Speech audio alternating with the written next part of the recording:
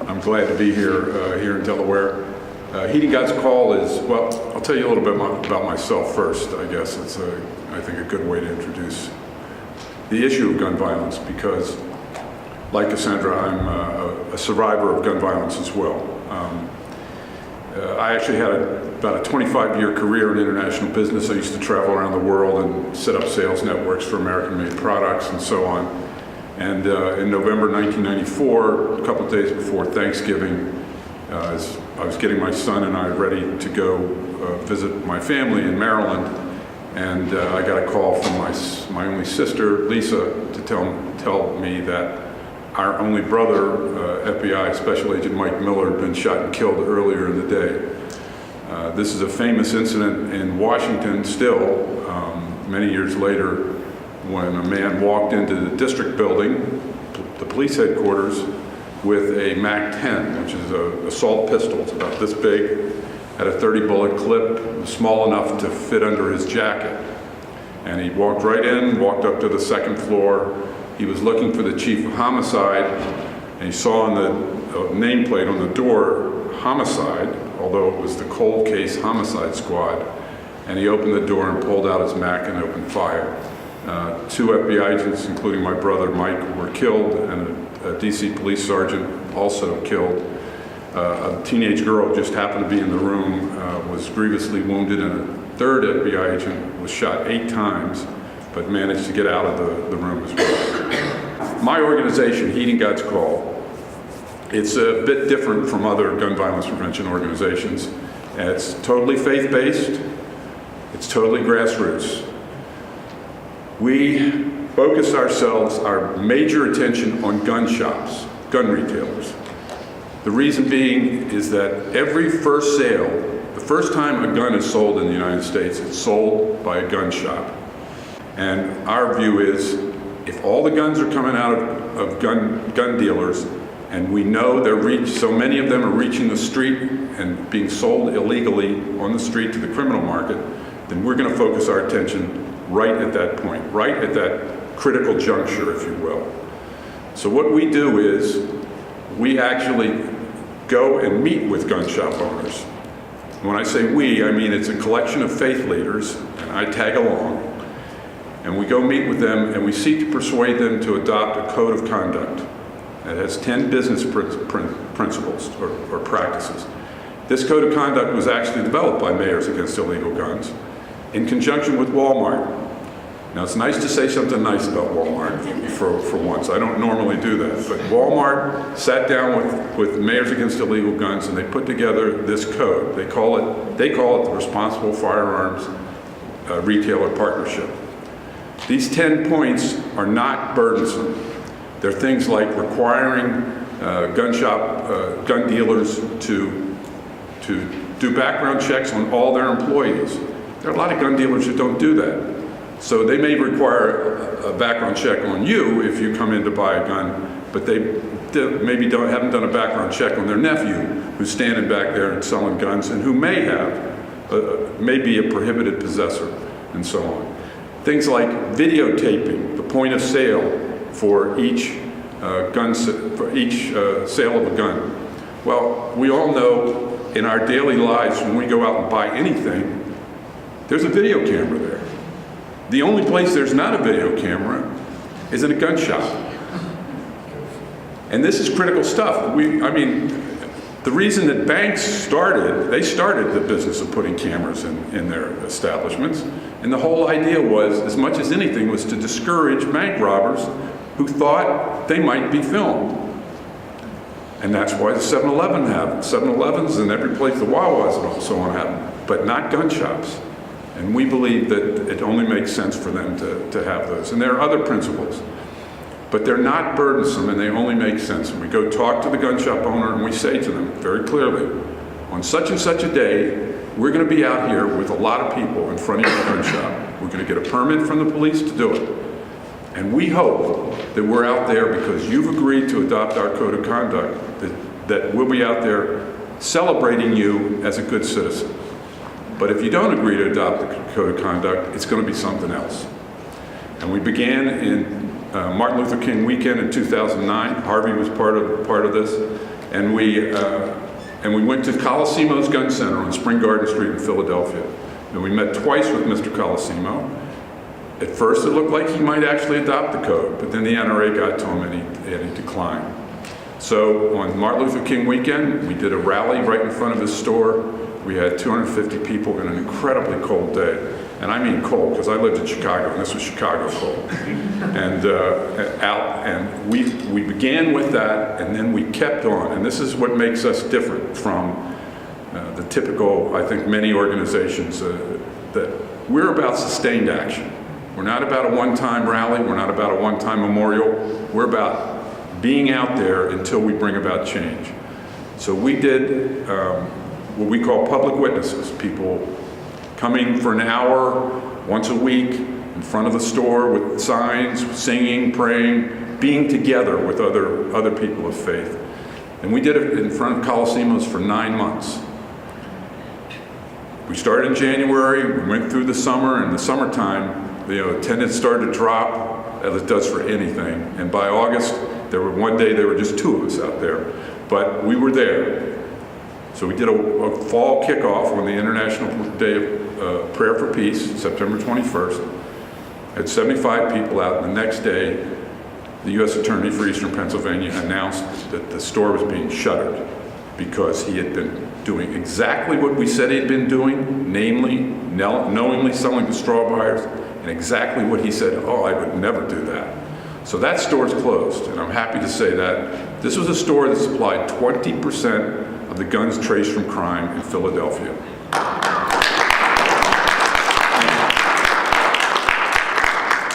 Thank you. And a columnist for the Philadelphia Inquirer had a column right after that. I love this title. The headline was, "Faith Triumphs Over Firepower." Most social movements in this country have been led by the faith community. And in this one, it's totally logical and reasonable for the faith community to lead, because people of faith know, whatever their faith, that their responsibility is to protect their sisters and brothers and children. So to me, it's very clear the faith community must get involved, or we're going to continue to lose thousands of people every year to guns. And what we hope at Heeding God's Call is to be just a little bit of a spark to get that started so that the faith community will come on board. And I will say, since Newtown, before Newtown, other than maybe 2 or 3 denominations, the response of the faith community has been pastoral. It's been grief, it's been desire for prayer, but it was limited to that. But now, since Newtown, the churches and the synagogues and the mosques are changing, and have changed, many of them, and are saying, that's not enough. We need to go beyond pastoral care. We need to protect our brothers and sisters and their children, and we need to get active. And that's what Heeding God's Call is seeking to begin. Now, I'm a Presbyterian, and so the place we started at Heeding God's Call was with the Presbyterian Church nationally. It's the Presbyterian Church USA. And we went in front of the General Assembly in 2010 with a proposal and a policy document that was different from anything before. I mean, every faith tradition over the last 40 years has made statements saying, gun violence is bad, we need to bring about change, legislators should pass these laws and bring about these limitations and regulations. But that was it. What this does, this is the policy document. And what it does, it calls for itself, the Presbyterian Church USA, from top to bottom, to take an activist approach to gun violence. Not just to make statements, but to get out there and do things about it. And we took this to the General Assembly in Minneapolis in 2010. We expected a lot of opposition. I mean, the General Assembly's got people from Wyoming and Alaska and Texas and places like that. And over 700 delegates passed this unanimously. And in it, among other things, it points to Heeding God's Call as a template for local action, as a way to get people of faith involved and then begin to demand change beyond their neighborhood as well.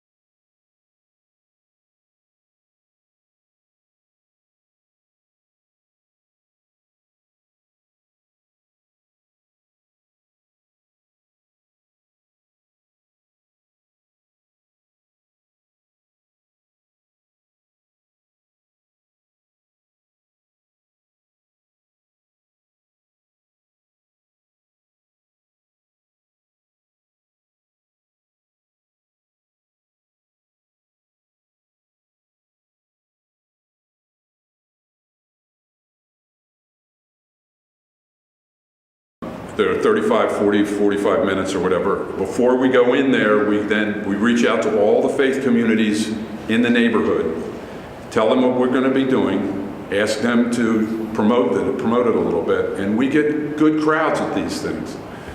These are